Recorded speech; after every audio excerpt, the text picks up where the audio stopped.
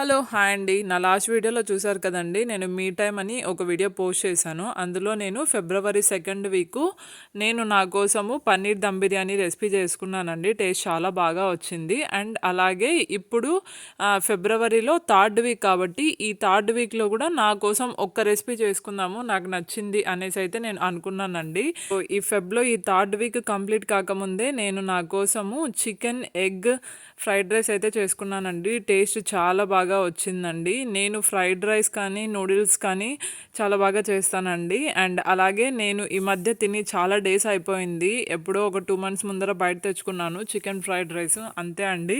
And మళ్ళీ నేను ఈరోజు చేస్తున్నాను.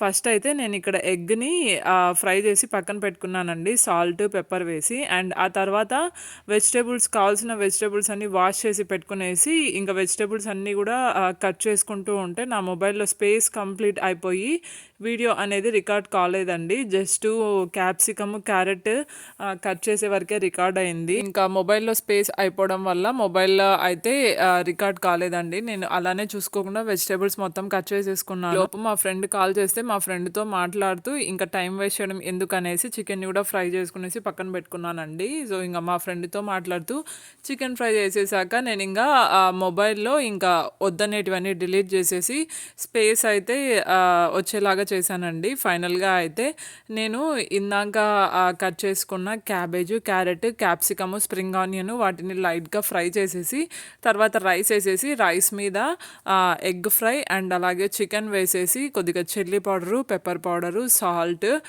Red chilli sauce, green chilli sauce and అలాగే సోయా సాస్ అండి. వీటినన్నీ వేసి బాగా ఫ్రై చేసుకున్నానండి. ఫైనల్‌గా అయితే ఫ్రైడ్ రైస్ అయితే రెడీ అయిపోయిందండి. టేస్ట్ చాలా బాగా వచ్చింది. సో, చూస్తున్నారు కదా! అండ్ మీకెలా అనిపించిందో ఈ ఫ్రైడ్ రైస్ నా కమెంట్ సెక్షన్‌లో చెప్పడం మర్చిపోద్దండి. అండ్ అలాగే మీరు కూడా మీకోసం కొద్దిగా టైం అయితే తీసుకోండి. ఇలా టైం తీసుకోవడం వల్ల మనకి చాలా హెల్ప్ అవుతుందండి. మనం పొద్దున లేచినప్పటి నుండి నైట్ పడుకునేంత వరకు ఏదో ఒక వర్క్ అని చేస్తూనే ఉంటాము. మన కోసం అసలు పట్టించుకోము.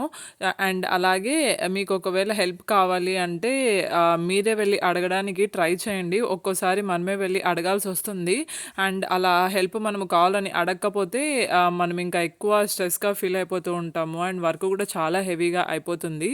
అండ్ అలా నేను నాకు ఇష్టమైన చికెన్ ఎగ్ ఫ్రైడ్ రైస్ అయితే చేసుకునేసి టీవీలో పెట్టుకునేసి నేను ఫ్రైడ్ రైస్ తింటున్నానండి. మీకు ఈ మీ టైమ్ సిరీస్ నచ్చితే కామెంట్ సెక్షన్‌లో చెప్పడం మర్చిపోద్దండి. Thank you so much for